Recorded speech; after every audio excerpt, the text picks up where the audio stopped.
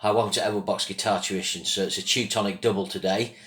Earlier I dropped the Assault Attack review for its 40th anniversary of Michael Schenker Group, and now we've got Bonfire and Fireworks. So this album, I would describe this as a paper round classic for me. So when I was back in sixth form, I used to do a paper round, in the years before that. And this is one of the albums I would have on my Walkman.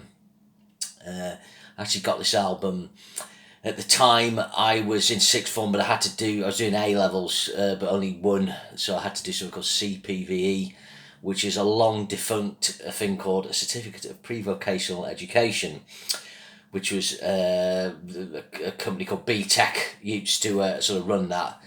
And one of the things with that, you had to do work experience. So my work experience was at a place called the Duke's Playhouse in Lancaster, which is a small city near where I was living at the time, which is a place called Burton in Kent. Lancaster's actually quite well known because the university is one of the top ones in England. It's in the top 10. So anyway, I would go, usually I think it was a Wednesday, I would go and do my work experience at the Duke's. And then when it was dinner time, I would go out and there was a bakery come sandwich shop where I'd go and get my sandwich, and then I'd go and check out the records in here. And I read a review for Fireworks, and I was kind of like, I don't know about this. But I have to admit, I was totally drawn to the cover. Now, this is back front. I keep explaining to people. If I put the phone, the Not on Beauty face, as I call it, I just can't line things up right. So there it is. But when this was on vinyl, if you show it in the shop, it's really cool because you've got this kind of cool graphite grey steel kind of man cold cover, and then the Bonfire logo and everything. And on the back, the band were looking suitably, dressed up there. So it was a nice package. The inner sleeve had a lovely kind of orange background with the pictures of the band on. So I think I paid something like £5.25 for it. And I don't think it's a great album, but I do think it's a good album of its time, and I'm kind of reviewing it for those reasons. I was cranking it the other day, and I think it's mostly good. So prior to this, Bonfire did the Don't Touch the Light album, which was okay. And prior to that, they were called Kakumen. I think that's how you pronounce it. And they actually did 2 albums in an EP, and then they changed the name to Bonfire, so you'll find footage. So they've got an album going back to 1981 under that name. It says they were formed 1972, which I find that strange because Hans Ziller, the guitarist, and Klaus Lesserman, according to Wikipedia, born 1959, 1960, which means they formed the band when they were 12 and 13. But maybe, maybe they lied about their ages. A lot of bands do that back then. So Klaus Lesserman's on vocals, Hans Ziller's on guitar. These two are the main guys. A guy called Jörg Desinger on bass. There's a guy called Horst Meyer on rhythm guitar and backing vocals as well. So the drummer actually got sacked prior to this recording, and Ken Mary did the drum session. So Ken Mary will be familiar to people. He was Alice Cooper's drummer. He was in Fifth Angel, and he was in House of Lords as well. If I was describing Ken Mary, he was like a powerful showmanship rock drummer in a sort of Tommy Lee style. Very good. He's used on some other sessions, I think.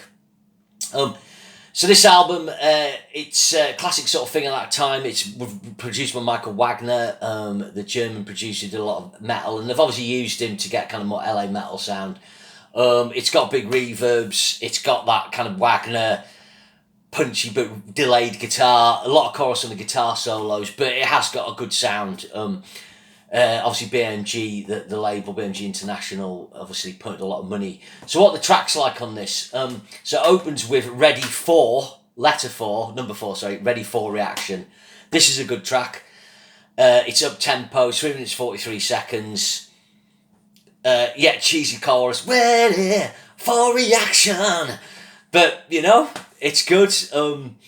Hans Ziller does a good solo. I describe Hans Ziller's style. He's doing a lot of pinch harmonics like Matthias Jabs. He doesn't have the quality of someone like Jabs, but the solos are a good 6, sometimes a 7 out of 10. He does a little bit of two-handed tapping and stuff like that. They're not going to. These aren't guitar solos that are going to trouble any of the masters and maestros of '87, but it's decent. So it's a really good opening track, and then you've got probably the best track on the album, or second best track, and it's Nevermind. 3 minutes 39. Again, this has got a grinding riff, single notes, Really good, cheesy sort of, we've got to protect the environment lyric, which is strange, you know. After 35 years, people are still writing lyrics like that. And they're writing lyrics, you know, in the early part of the 70s like that. We're never going to learn. But Nevermind's a really, really good track.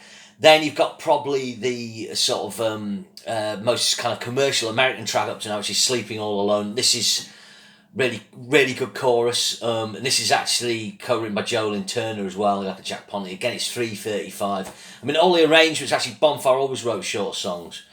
And again, they kind of got, if I had to describe the sound, it's one part Doc and one part Scorpions.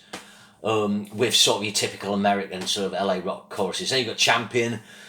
This is another up-tempo rocker. Not as good as the previous 3 tracks, but it's still good. Again, the 4 band members right here. And then side 1 on the original vinyl finished with Don't Get Me Wrong, which is a really, really good chorus. And that's 3 minutes 25. I mean, really good side 1. You know, I was listening to it and I thought, this is a good side 1, no doubt about it. You know, not going to trouble anyone in originality stakes. Not as good as White Line and Dokken and Winger and bands like that, but it's still solid and worth a listen. Then side 2 open with the single again. This has got Jolene Turner and a guy called Jack Ponty co-writing, and it's Sweet Obsession. This is only 3 minutes too. This is even more commercial. I think there's a bit of keyboards on this. Again, typical thing at the time, using keys to kind of water down the metalness and get the pop factor in. Again, it's a catchy track. You can't fault the hook. Track 7, this is where it comes unglued. Rock Me Now. I don't like this track. Rock me, shock me. It's got a typical riff at the time using 2-note shapes, you know, dyads, and it's got loads of those kind of tritone shapes in the Dorian mode that you kind of get on, you know, 4 on D, 5 on G. If you play guitar, you'll know what I mean. So don't like that track. That's actually the longest, the first track over 4 minutes. Then another album picks up again, a bit like Sleeping All Alone. It's got a similar feel. It's American Nights. Got a co-writer called Mark Ribbler on this, 3 minutes 42. This is really catchy. American Nights. It's kind of almost like John Parr or something. Really good chorus. Good solo by Hans Zimmer on this. He picks out some Hans Zimmer, sorry, not Hans Zimmer. Yeah, he wishes. He picks out some nice pinch harmonic stuff like that. And then track 9, this is probably my other favourite track. This has got a great riff, great George Lynch style riff. It's a track called Fantasy. So, for the aficionados out there, it's like how many bands have got songs called Fantasy. I mean, there's Aldo Nova, that's a good fantasy, isn't it? Coney Hatch's Fantasy off Friction, that's really good.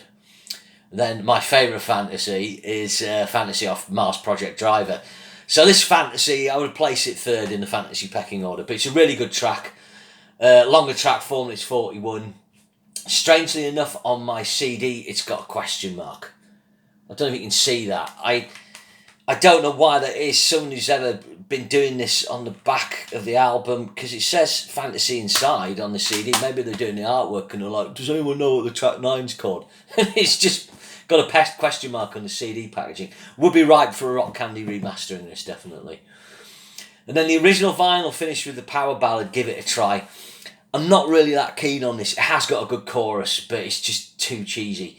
And then the CD has an extra track called Cold Days, so I'm guessing this was CD only. I didn't get this on the vinyl. It's okay, but I don't really connect with it because obviously from 87 I just knew the vinyl running order. So based on the vinyl, I'd give it an 8 out of 10. Based on the CD, probably a 7, so 7.5.